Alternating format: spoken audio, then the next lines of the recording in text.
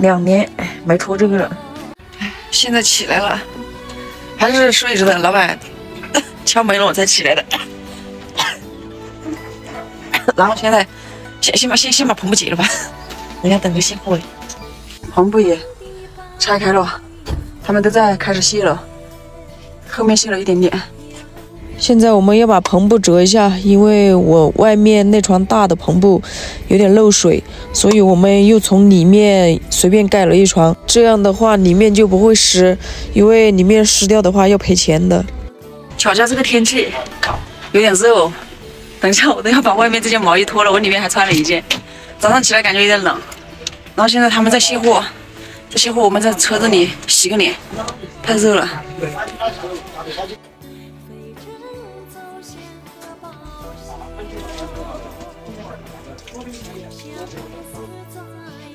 他们5、6个人下，就是快，现在都下到前面来了。然后我又从那边移过来，移在这边来下了。等他们把这个1.5米的下了，还要倒回去那边下。现在只差中间一点点要开过去卸，因为前面装的1.5米的往后面倒了，所以他们从后面卸了，留中间一点点再卸前面的。现在货已经下好，然后车门这些他也全部关好了。我刚刚坐在车上的，下了这车运费，结的是现金。我好久没借现金了，看到没有？一小把，不给你们看，等一下你们给我抢了。哎呦，现在我要把车倒出去了。哎，倒车。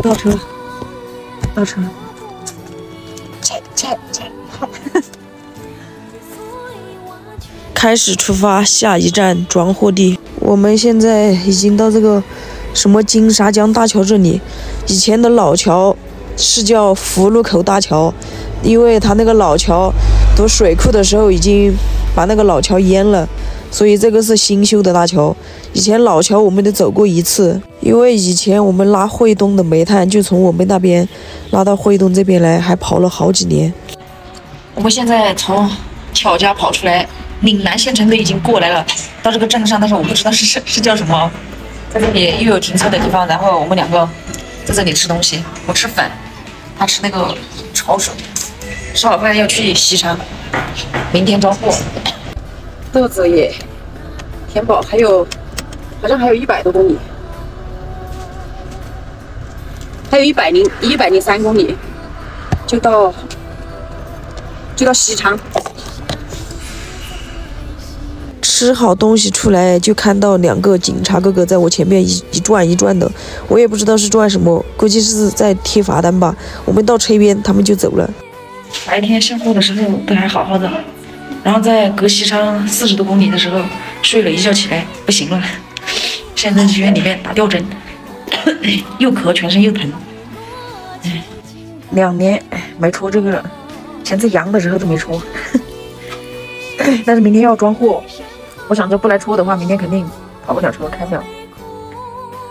但愿今天输了回去就能好，然后我明天要装货。如果不输的话，明天绝对开不了车，所以没办法，找了个卫生院，跑来打一下吊针。